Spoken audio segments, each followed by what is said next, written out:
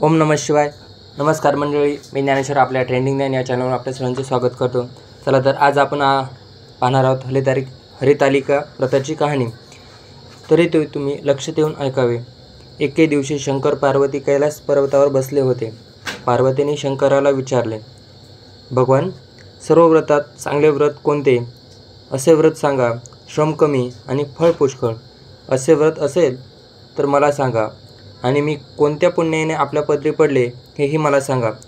तेव्हा शंकर हसले आणि पार्वतीला म्हणू लागले, नक्षत्रात जसा चंद्र श्रेष्ठ, ग्रहात जसा सूर्य श्रेष्ठ, 4 वर्गात जसा ब्राह्मण श्रेष्ठ, तसं देवांमध्ये विष्णू श्रेष्ठ, नदीत गंगा श्रेष्ठ, तसेच व्रतात हरितालिका व्रत श्रेष्ठ.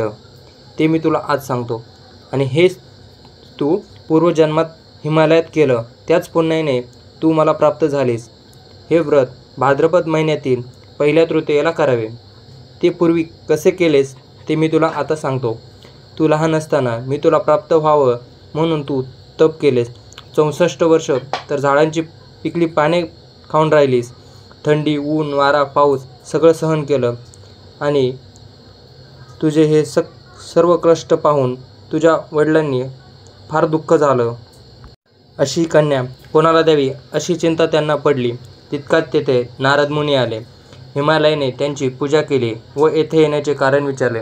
तेव्हा नारद म्हणू लागले, तुझी कन्या उपवर झाली आहे. ती विष्णूला द्यावी. तू तिचा योग्य नवरा आहे. त्यांनीच मला तुझ्याकडे मागणी करण्यास पाठविले आहे. मग मी इथे आलो आहे. हिमालयाला मोठा आनंद झाला. त्याने ही गोष्ट मान्य केली. नारद विष्णूकडे आले, सर्व हकीकत सांगितली. नारद गेल्यावर तुझ्या बापाने ही गोष्ट तुला सांगितली. ही गोष्ट तुला अजिबात रुचली नाही. तू रागवलीस. असे नाराज पाहून तुझ्या सखीने रागवण्याचे कारण विचारले. तेव्हा तू सांगितले, महादेवाशिवाय मला दुसरा वर करणे नाही असा माझा निश्चय असून सुद्धा माझ्या बापाने मला विष्णूला देण्याचे कबूल केलं आहे. याला काय उपाय करावा? मग तुला तुझ्या सखीने सांगितलं की घोर अरण्यात जाऊन तिथं एक नदी दृष्टीस पडली. जवळ एक गुहा होती. त्या गुहेमध्ये जाऊन तू उपवास केला. तिथे माझे लिंग पार्वतीसह स्थापन केलेस.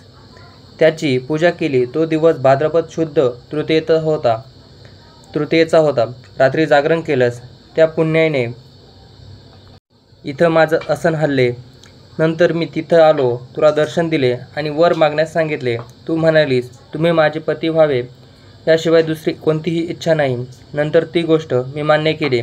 मी गुप्त झालो. पुढे दुसऱ्या दिवशी तू व्रत पूजा विसर्जन केलीस. मैत्रिणीसह पारण केलंस. तितक्यात तुझा बाप हिमालय तिथे आला.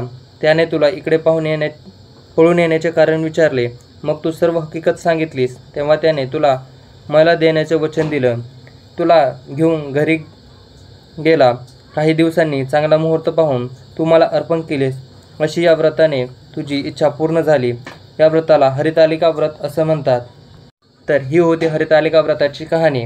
व्हिडिओ शेवटपर्यंत पाहिला असेल तर खूप खूप धन्यवाद. कमेंटमध्ये हर हर महादेव लिहायला विसरू नका. धन्यवाद.